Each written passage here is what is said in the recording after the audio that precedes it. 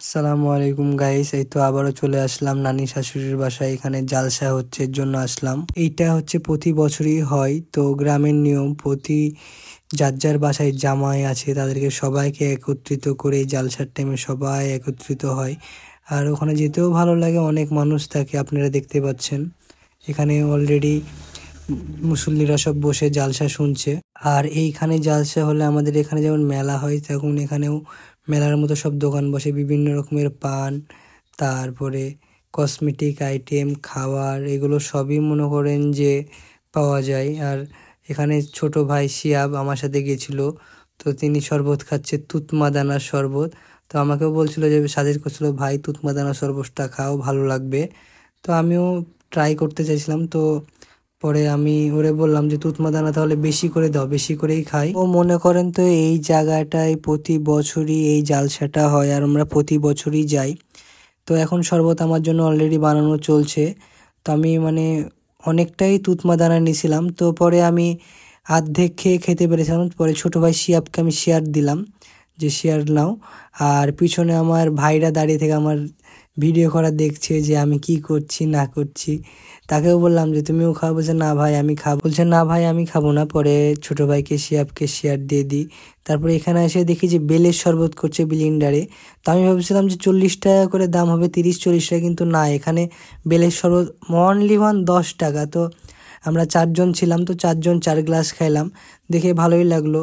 সব রকম বেল, তারপরে হচ্ছে আপনার কলা, এই অনেক কিছু আইটেম দিয়ে এই শরবতটা করা। তো ওইখানে গেলে মনে করেন যে আমার পকেট থেকে টাকা যায় না, এদিকে শালা আছে, ভাইরা আছে, এনারাই খাওয়ায়। তারপরে দেখি এখানে এসে দেখি একটা পিচ্চি হচ্ছে ছোটোবেলাকার যে হাওয়াই মিঠা বলে, হাওয়াই মিঠা বানাচ্ছে, তো দেখে ভালোই লাগছে। আর এইদিকে এই যে দেখেন সব খাওয়ার আইটেম অলরেডি বিক্রি করছে মনে করেন। তো গরম গরম জিলাপি ভালোই লাগে খাইতে। তো জিলাপিগুলো খেয়েছি, তো বাট আপনার ভিডিও করা হয়নি। যে এখানে দেখেন গরম গরম জিলাপি করতেছে, আর অনেক মানুষ এই জায়গাটাতে, আর অনেক বেচা কেনা হচ্ছে। তারপর মনে করেন যে আমি এখানে এসেছি, এক চাচার ওনার ছেলেকে বন্দুক কিনে, তো চাচা ওনাকে ট্রেনিং দিচ্ছে, তো ওনারে বইলা দিচ্ছে যে তুমি পুঁথিটা এভাবে দিবা, তারপরে এইভাবে চালাবা, ওভাবে জোরে টানবা না, টানলে নষ্ট হয়ে যেতে পারে। এভাবে তাকে শিখাচ্ছিল বসে। তো এখানে বিভিন্ন রকমের আইটেম পাওয়া যাচ্ছে, দেখেন অনেক পিচ্চি আছে, সবাই এসে কিনছে। তো কসমেটিক আইটেমই বেশি, ছেলেদের বলতে গেলে কিছুই নাই, সবই মেয়েদের। তারপরেও ছেলেরা ঘোরাঘোরা করছে, এটা নিচ্ছে ওইটা নিচ্ছে। তো মনে করেন যে এখানে আমাকে অনেকই ভালো লাগে, এত মানুষ সবাই চটপটি খাচ্ছে। মানে এখানে একটা দিনই এতগুলো দোকান বসে, বাট পরের দিন আর কিছুই থাকে না, সব ফাঁকা হয়ে যায়। ছোট ভাই শিয়াব দেখি এদিকে কসমেটিক আইটেম কিনছে, তো আমি বলছি কি বাসায় কি বউয়ের জন্য কসমেটিক আইটেম দেখছো নাকি? বলছে না, আমি এখন একটা আংটি নিবো, আংটি দেখছে। তো আবার আমরা মনে করেন যে চলে আসলাম খাবারের আইটেমের দিকে। এদিকে দেখি ভাজা বিক্রি করছে, তো ভাজা দেখে ভাজা খাইতে ইচ্ছে করলো, 12 ভাজা।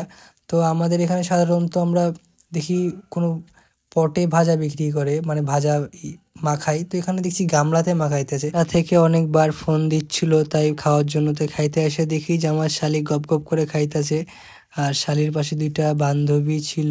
আজকের এই ভিডিওটা এই পর্যন্তই। আল্লাহ হাফেজ। ভালো লাগলে শেয়ার কমেন্ট করে